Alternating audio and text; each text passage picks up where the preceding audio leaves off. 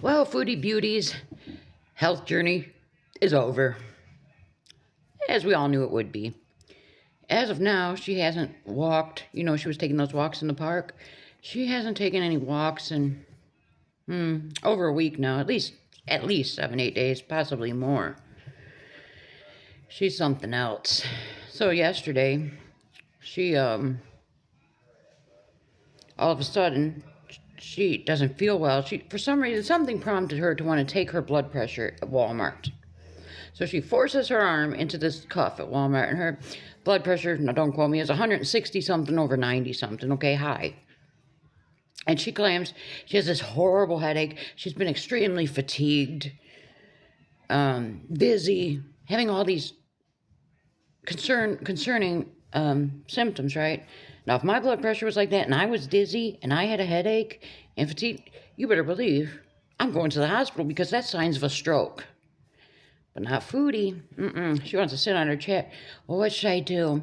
I haven't washed my butt. I can't go to the hospital. And how much is an ambulance ride here in Canada? And this and that. And then she starts going on about how she needs to purchase a blood pressure cuff and she needs to buy this and that. And this is after earlier in the day she asks her chat to rent a car for her. Because she's getting tired, basically, of just sitting at home doing nothing. Nothing. I mean, basically, she's had nothing going on for days. I mean, that's why I haven't really even had nothing to say. But this health thing is very concerning. And then she was speaking on Salah. This is a little interesting tidbit. She has accidentally admitted that her and Salah, they were not sleeping in the same bed when they were in Syria and in Kuwait. Because she was talking about, they have different sleep schedules. Of course, because Salah's not going to sleep the whole damn day like Foodie does. So she says in the morning when she would step out of her bedroom, I mean our bedroom, that's exactly how she did it. When I step foot out of my bedroom, I mean our bedroom. Yeah, Foodie. I don't blame Salah. I wouldn't want to be sleeping with you either. I mean, she's still wearing the same clothes for days. Oh, and then, the the animal control people finally came. Because if you recall, the cat BG had burned her paw on the stove. But of course, and then Chantal had even admitted that she ran over some part of the cat with the scooter. But of course, none of that has happened now, so she says. So this animal control lady had told her, she cleared her. So Chantal's all cocky about this now. And she claims that this lady told her that if there's any more complaints come in, that they're just going to ignore them because they know that BG is fine. And they won't bother Chantal anymore. I could be wrong, but I assume that if they do get any more calls, that by law they have to go investigate them. I don't think they can just ignore them. That's just Chantal talking out her ass again. She had went downtown, and what was she doing down there? I don't even remember, because this is close to a week ago already. I can't remember. It kind of escapes me. But anyways, she sat down for this dinner, this lunch that she paid $40-some for. She got the steak sandwich with some fries, and it had a Jew. She picked up the gravy boat with the au jus and drank it. This woman has no class at all. And she kept calling it au juice. Not au jus, au juice. Just like last night she was talking about she warmed up her pasta. What is pasta? Does she mean pasta? I'm telling you, I'm picking apart every little thing with Foodie Beauty lately because it's just so unbelievable. And the content she's been supposedly editing this blog for her couples channel for I don't know how long now. What does she do all day? I mean, she's gotten so lazy. It's to the point of she will not even get on that scooter and go over across the road to the Loblaws or Walmart.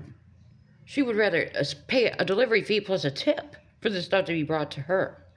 She claims, too, now that she figured out how to disable the backup alarm on her scooter. You know, that terrible beep, beep, beep.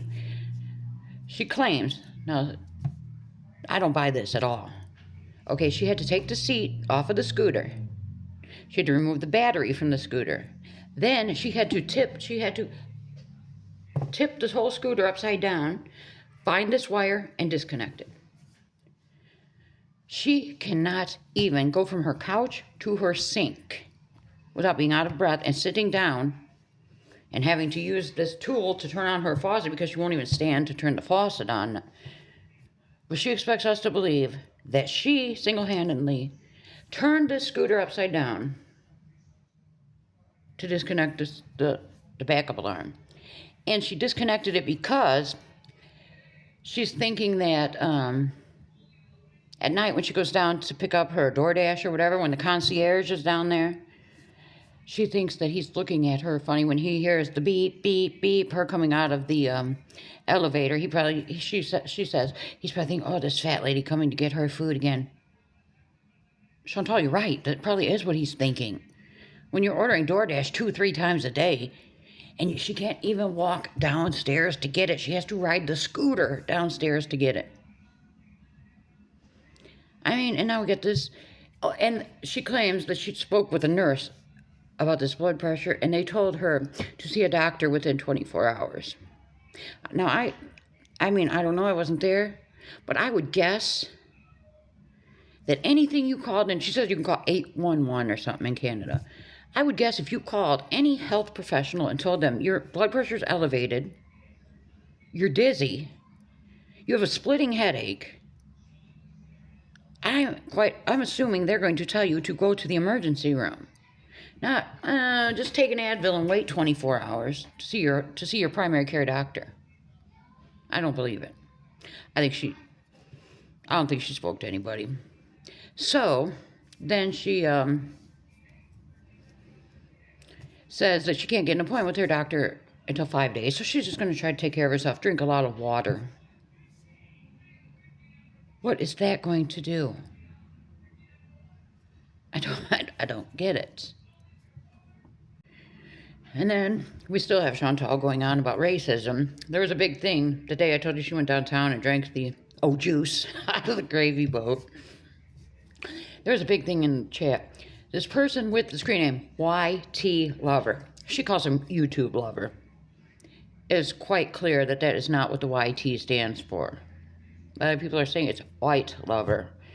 Because this person made a comment about monkeys. People and monkeys.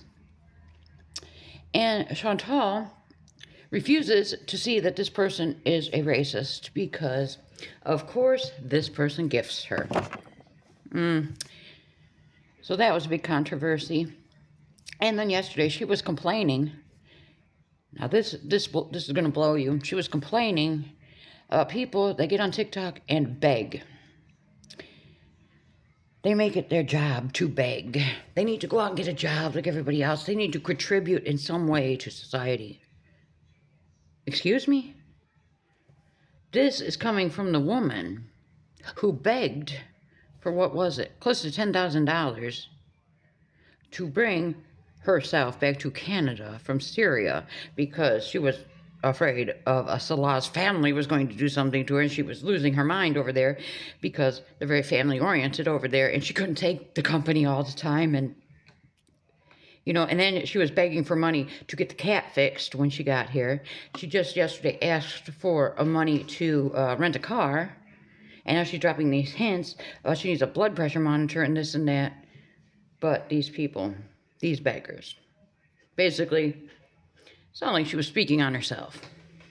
So that's about all we got going on with Foodie lately. I'm sure there'll be some more shenanigans coming up, but that's about it for now. So I'll be back with more pettiness later.